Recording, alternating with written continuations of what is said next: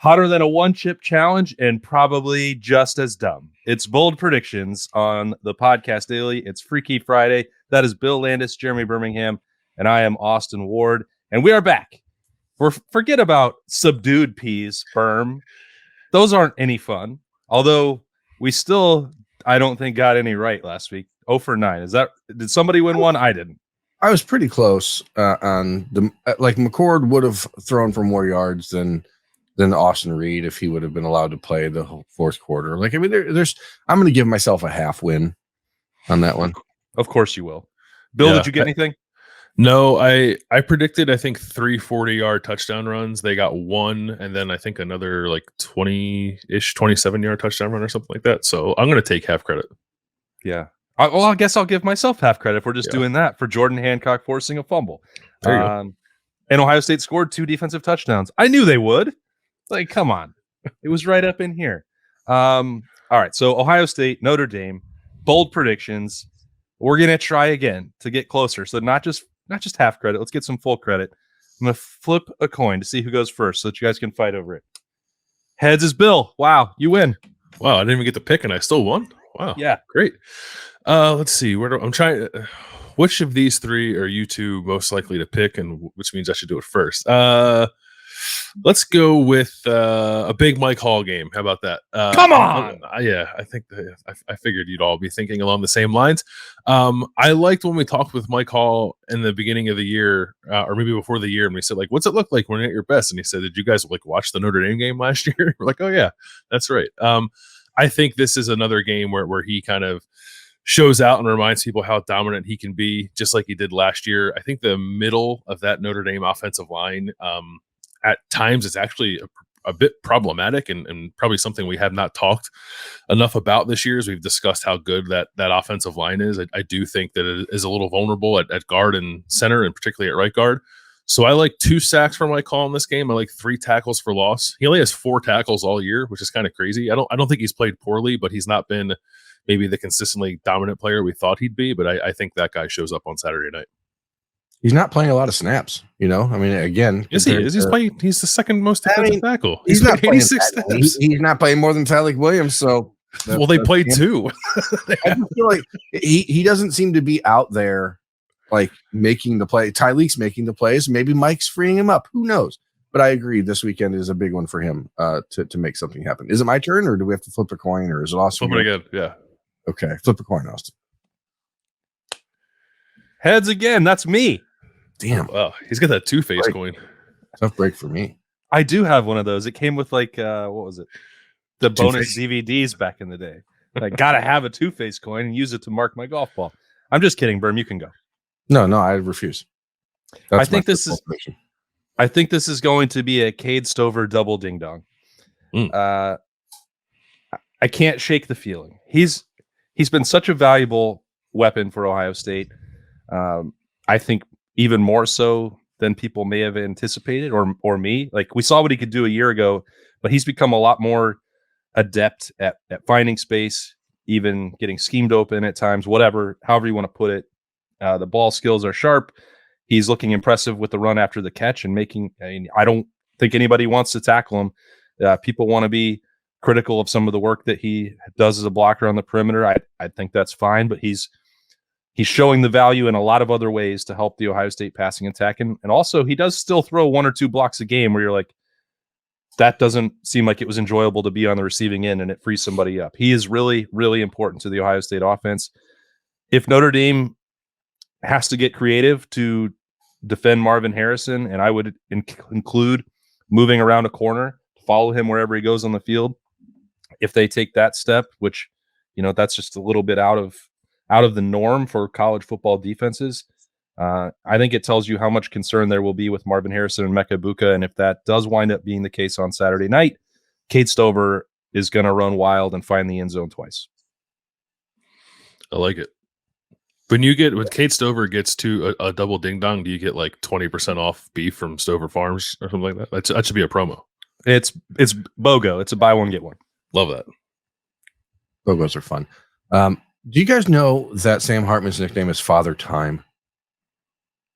Is that real? Not. No, I just made it up. But it should be because he's so old. but also because he spends so much time standing in the pocket waiting to throw the football. Because no one ever sacks him. Okay. And Ohio State is going to sack him 3 times on Saturday. And 3 of those 3 sacks, 2 of them are going to lead to Ohio State interceptions. And that's a double ding dong because he has not been sacked. Wait, he has not thrown an interception. That's not how football works. 2 of the sacks will lead to interceptions. That's how? Then how are they sacks? My brain right. 2 of the sacks are going to lead to turnovers. Okay. Fumbles. My brain is fried. I apologize. I just don't sleep enough. It is bold. Did you have a 1-chip challenge before we started recording? No. Did you see that a teenager died from that a few weeks ago? Yeah, they're stopping selling them. I believe it. Yeah, it's unfortunate. 2 fumbles, and they will be caused by Tyleik Williams and Mike Hall. Both of them will have a forced fumble. And it'll be intercepted by JT Tuimoloau. I do think that the Notre Dame offensive tackles are really, really good, and I don't love the matchup for Ohio State against Blake Fisher and Joe Alt with Jack Sawyer and JT Tuimoloau. I'm very much looking forward to watching the Joe Alt versus JT Tuimoloau battle. I think that's going to be a lot of fun. But I think the game, as Bill alluded to, the Buckeyes can impact the Notre Dame offense the most by going up the middle against Sam Hartman and getting to him that way. 2 fumbles from Ohio State defensive tackles that are recovered by the Buckeyes. And that is how Ohio State will surge ahead early in the game. Okay. Like that. Sam Hartman did fumble twice against NC State earlier this year. So he'll put it on the carpet if you hit him. We have not seen the emergence of #SlotMarv yet. He has played only 5 snaps in the slot out of 82 pass snaps. I think we see more of that this week. I think we see Ohio State do, I don't want to say exactly what they were planning to do with Jackson last year against Notre Dame because we don't know what that was. But I think moving him around, maybe weaponizing him in a way that they don't always do because you can just let him go win one-on-ones all the time if you want to. I think he's going to get added attention, as Austin said. So I think Ohio State's going to have to move him around to get the ball into his hands. And they're going to do that a lot because he's going to set a new career high with 12 receptions in this game. He only has 14 on the year. He has 1 double-digit game in his career. He had 10 last year when he was just killing Joey Porter Jr. with slants against Penn State. So I think part of that, too, is being a security blanket for Kyle, right? Kyle McCord is making his first road start. He obviously trusts Marvin. I think he'll look his way a lot, and I think Ohio State will put Marvin in position to get the ball quite a bit. So he's going to have 12 catches for 189 yards and 2 touchdowns. That was my next question, if it was going to be for a ton of yardage, because a lot of the moving Jackson around stuff was going to be shorter, quick-hitting routes. Mm-hmm. And you don't want to take away some of the deep stuff because we saw last week or the last couple weeks how effective that can be with Marv. So I was wondering just how much yardage was going to be racked up. Yeah, I'm thinking 189. I think approaching 200. You'll see the deep shots. You're right because you need to do that with Marvin. But I also think, what he talked about in the offseason, he wants to add more to his repertoire in terms of yards after the catch, and I think we see a little bit of that this week too. Okay, I love it. I think Ohio State's going to block a punt in this game. I think this is so I'm intrigued by thinking back to Berm's conversation on Tuesday's Snappy Jays. Will Ryan Day actually treat this as a matchup, talent equated, tight, conservative game? I'm gonna put units down that he's not. That this will be more of a aggressive in all 3 phases outing from Ohio State, and it feels like the talent advantage for Ohio State is never used to its real advantage and strength on special teams the way that it should be. If you are 1 through 85, so much better than your opponent, forget about returning punts and kickoffs. Let's just set that aside. You should be blocking punts. You should be blocking field goals with more frequency than Ohio State does. Sometimes they wake up and oh, hey, this would be easy. Let's just steal a short possession, short drive by blocking something down there inside the red zone. And it becomes too simple for Lathan Ransom to just do that, or Sonny Styles or CJ Hicks, whoever. There's a bunch of guys that can do it for Ohio State. I think they'll be aggressive, and I think they'll come after it, and I think they'll block one. Who's going to do it? Yeah, you got to drill down. It will be Lathan Ransom, deflected off the cast. Oh, I like that. It's because the cast gives you superpowers. It makes you fearless, right? You'll do whatever you can to block that punt because your hand's already broken, allegedly. Can't get hurt worse. Yeah. We've seen him do it before. He's not afraid. He'll stick it in there. He's very good at it. Yeah. He should do it more. Because you know what else? Ohio State should try and block every punt because they're not good at returning them. Point blank, period. I've given up on that. And they don't even care about returning them. They don't even care. They just want to catch it. So why even risk having someone back there? And sometimes they still don't. I don't understand what I'm watching. Just send 11 all the time. It makes zero sense. And especially like if the only goal is to catch it at the 10-yard line, then just let it drop. Like who cares at that point? Yeah. I'm sick of watching it. Whew. So we all got that out. That was cathartic. Yeah, it was. Mayan Williams will be Ohio State's leading rusher in both carries and yards against Notre Dame on Saturday. Look at him over here. Okay. He's distraught. I can still do mine. Okay. You can, I mean, even if they were the exact same, you're allowed to do it. No one's going to take that away from you. But 14 carries a year ago for Mayan in the opener against Notre Dame. He was the sledgehammer in the second half of that game and really iced the game once Ohio State got a lead in the third quarter. And Mayan is a guy that has not been used much this year. He only has 18 carries through 3 games. He had 14 in that game against Notre Dame a year ago. I think you're going to see him double like his season total tomorrow. On tomorrow. Okay. Double his season total for carries. Yeah. Yes. Any catches? He'll probably have 1 or 2 as well, but because Ohio State will use the running back in the passing game. But 18 carries, 100+ yards for Mayan and 2 scores. Okay. Yes. We are of the same mind, Burn, because my final bold prediction was that Mayan's going to score twice in this game. I don't know. I don't think I have a feel for who is going to be sort of the leading rusher or get the most touches. Because I do think I think Travion gets like a minimum double-digit touches every game. But I could see Mayan kind of reemerging here. But regardless, even if he doesn't, even if he still has his 5 or 6 carries like he's had these first 3 games, I think that goal line package with Mayan and Chip Trainum in the backfield is real, with Chip as the lead blocker. And Ohio State's going to want to finish some drives running the ball physically, similar to how they did last year when Mayan scored that late touchdown in the fourth quarter. So I don't know if they've like just kind of brushed Mayan aside because he's gotten into the games after Travion and Chip, but I still think they're looking at this as a 3-man kind of committee at running back. And Mayan's really important when you get down, especially in the low red zone. So I think they use him down there twice and he gets 2 scores. 2 votes for Mayan Williams. That's powerful. I don't think we should make it 3. You guys are already out. You're going to vote for Chip Trainum. We already know. Yeah.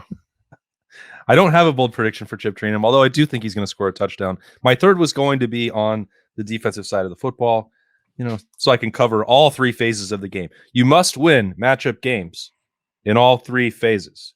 That's right. And sometimes I'm easily influenced by the extra work and practice. It puts a seed in my brain. That guy is locked in. He's ready to go. He's doing extra work. He knows something that he's got to do. And I'm going to put it together from my notebook with a page that I'm stealing out of Bill's, which is that Notre Dame's guards aren't very good. So how am I getting to this conclusion of Kaden Curry having 2 sacks? If Ohio State lets him rush the passer on the edge, I think his manic energy is going to work and he's going to get home and he's going to spark the pass rush on the edge. If not, and he's lined up in the rushman situation on 3rd downs against guards, good luck to you, Notre Dame, because I don't think that's a winnable situation for you. And I think it's an opportunity for Kaden Curry to break through in a major way. He was doing the extra work with JT Tuimoloau and Mitchell Melton after practice on Wednesday. I'm a sucker for that stuff. I write it down and I think about it all the time when I see it. I'm a weirdo when it comes to that stuff in the notebook. But it's been building, I think, for him regardless. I know Berm has been leading the bandwagon, the Kaden Curry brigade, for a long time. I'd like to see more of it. And I think this is an opportunity, whether that is as a pure pass rushing threat off the edge or kicking inside, which I think is a little bit odd. I like Kaden Curry in there. I think I would rather see Jack Sawyer doing it to steal from yet another person who contributes content to this channel, from Zach Boren. But if it's Kaden Curry against a guard, I like it a lot for Ohio State. 2 sacks in the Ohio State victory. I have a Rushman package. It's used every once in a while. It's on top of the fridge. I'd like to use it more. That's where you come in, Larry. That's where you come in, Larry Johnson. Is The Wedding Singer Adam Sandler's best movie? Yeah. No. Yes. I think it is. What's his best? Happy Gilmore is a cinematic masterpiece. Oh yeah, that's a good one too. It's a fine film. I just knew you were going to pick it because it's golfy. I also think 50 First Dates is better with those exact same 2 actor and actress combo there. I prefer that to The Wedding Singer. Nah. Okay. You've jumped the shark. I also like 50 First Dates, but The Wedding Singer is the best one. Yeah. That song at the end with Billy Idol. I mean, it's just so romantic. Good Lord. Just tugs at the heartstrings. Does it? It's great. Yeah. It tugs at your heartstrings? Julia's last name is going to be Gulia. That's funny. Why is that funny? I don't know. I don't know. It's just, I'm not saying I don't like The Wedding Singer. I'm not saying that at all. I would rewatch the hell out of it, but I don't think it's number 1 on the Sandler list. Kyle McCord completed 60% of his passes in week 1, 70% of his passes in week 2, 80% of his passes in week 3. Where are we going, folks? Where are we going? Now, who do you keep looking at over there? Let's look at that statistics. Let's look at it the other way. Let's look at it the other way. Sam Hartman went from 80% to 62% to 61%. The minute he started playing defenses with a pulse, he got worse. I don't think that Sam Hartman and Notre Dame did themselves any favors. Not that they could, not that they get to choose it, by what they've had in their early season schedule. Their passing game has been... They do get to choose it. They don't have a conference. I mean, they got to choose it this year. They predicate the passing game. Now, one thing's interesting about Hartman, like they're throwing the ball for like almost 11 yards per attempt all season, which is somewhat surprising considering what Notre Dame's offense is, especially considering their wide receivers are not really dynamic outside of Chris Tyree in the slot. They throw the ball to the tight end a lot as usual, but I think this is a game where Hartman completes 50% of his passes against Ohio State and throws 2 interceptions en route to 4 total Notre Dame turnovers. But Kyle McCord will throw for over 300 for Ohio State, again, completing 70% of his passes to lead the Buckeyes. It's going to be a game where in the national spotlight, I think people realize that Kyle McCord is pretty okay. And he's going to have an opportunity to go out head to head against a player that people are talking about for the Heisman and all this other stuff and outplay him in South Bend en route to a 31-21 Ohio State win. Who's talking about Sam Hartman winning the Heisman? Lots of people. Who are they? I've heard some, like, if he plays well in this game, he is in that conversation. Yeah. People be talking crazy. People will say anything. Berm, I have a question for you. What does the wedding singer have to do with any of that? Nothing. Okay. I thought that question was going somewhere. No. I mean, apropos of nothing. I guess my point is Kyle McCord is a piece of grade A, prime meat. Did you just like watch it last night or something? No. Why is this? Are you watching it right now? Is that what you keep looking at? Yeah. It's that one scene right now where they're doing the limousine drive around, where they're doing the test drive. Yeah. It's awesome. It's great. I'm not watching it. Losing his mind. I mean, John Lovitz is amazing in that. The woman pays him in meatballs. Oh, it's classic. No, I'm not watching a movie right now. I was looking at the statistics to make sure that I got it right because my brain's foggy. So wait, is it 2 interceptions or 4 interceptions? Because 4 turnovers. Oh, 4 turnovers. Okay. 2 interceptions, 2 fumbles. Okay. Glad we got that drilled down. But Notre Dame, it's 31-21 is my score prediction. 31-21. We give score predictions all over at the end of the week with the betting show. We've got weekend kickoff. We've got, what else we have? A lot more coming as we get ready. As Berm and I hit the road to South Bend later on today, on Friday. We'll be there. We'll have some road beers later on. Bill and Doug holding down the fort in Columbus. They will go live as soon as that game is over with the post-game show. You don't want to miss it. It's fantastic. They'll take your questions on the subtext. What's that number, Bill? Don't know it off the top of my head. Perfect. What? Crushed it. The other day you did it. There it is. It's 614-662-4509. You can get a 14-day free trial for that. Who remembers phone numbers anyway? Just plug that right into your phone and you'll be good to go. I know my own phone number. That's it. You guys want that one? Should I say that one out loud? How many other people do you know their phone number? My wife and like my dad, I think, might be the only two. So 2. Berm, how many numbers do you know? Cam Martinez. I know my wife's phone number. I know my twin sister's phone number. I know. It's weird. I still remember a ton of phone numbers from when I was like in 6th grade. Yeah, me too. But I do not know anyone that I've met recently in my life other than my wife. Technology has made our brains go soft. Oh, well.